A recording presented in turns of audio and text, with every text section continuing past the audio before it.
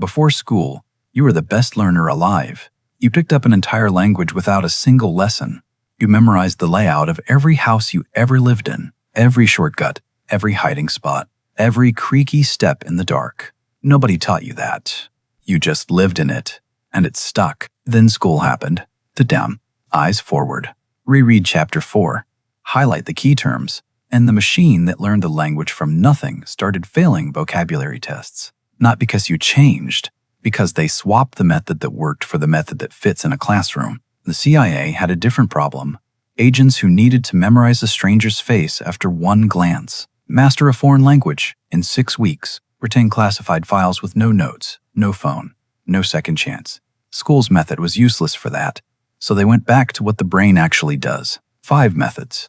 None of them taught in any school. The first CIA training exercise had the name, Kim's Game, named after a Rudyard Kipling novel where a spy trains his memory by staring at a tray of objects, then covers it, then lists everything he saw. The CIA formalized it. Agents study a photograph for 60 seconds, cover it, write down every detail they remember.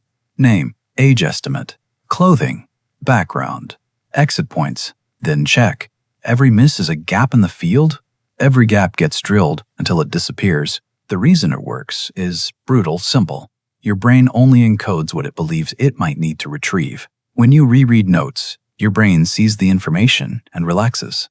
Already there, no need to store it again. When you cover the page and force retrieval, your brain panics slightly. That panic is the encoding signal. Your version. Read a page, cover it on a blank sheet. Write everything you remember, not to test yourself, to make your brain panic. Panic is the point. CIA research uncovered something schools never accounted for. Memory is context-dependent, not just where you are, but how you feel.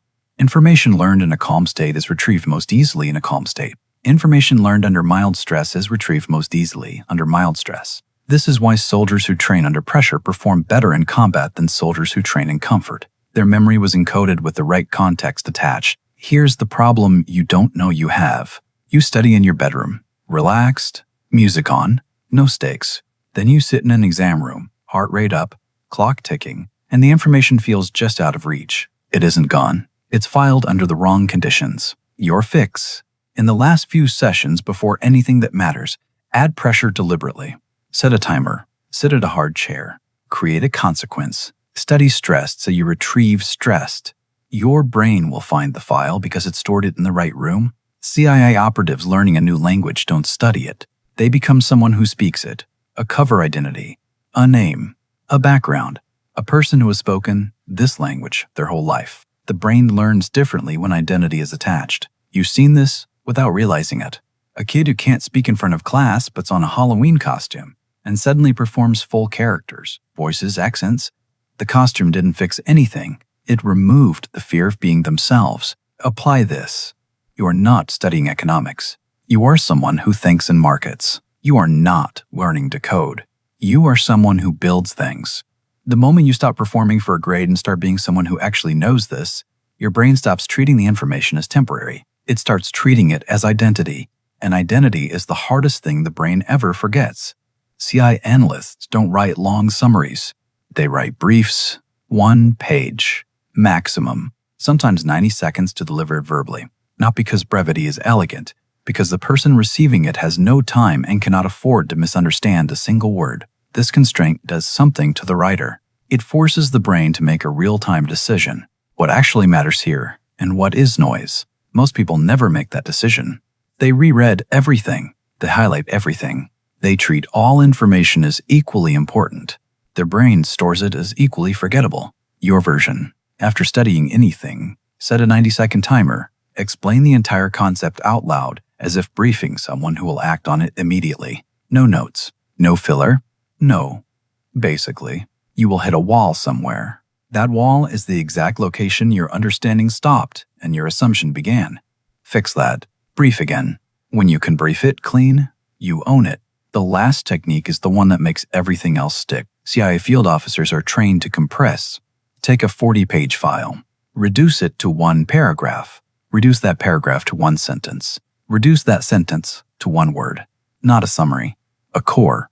The single idea that if you lost everything else, you could reconstruct the rest from this one anchor. Your brain is extraordinarily bad at remembering lists. It is extraordinarily good at remembering one thing that everything else hangs off. Your version. For anything you're studying, find the one sentence that everything else is downstream of, not the definition. The mechanism. Why does this exist? What breaks if this is wrong? What does everything else depend on? When you find that sentence, write it at the top of your notes. Every other fact becomes a branch. Branches are easy. You only need to remember the trunk. School never asked you to find the trunk. It gave you the branches and told you to memorize all of them, individually, in order. By Friday, the CIA needed people who could operate without the branches if they had to. Because in the field, you lose the branches all the time. What you cannot lose is the core. 5 methods, all of them designed around one idea. Your brain does not fail because it is weak. It fails because nobody ever showed it what it was actually supposed to hold on to. But here's the problem. You can absorb information fast with all 5 of these. But if you're learning the wrong 80% faster is just faster garbage. Most people speed up their learning and still spend it on the material that doesn't matter. That's why I made this video breaking down exactly how to find the crucial 20%, the only part that actually matters, and learn it so fast it's almost unfair. Watch it next.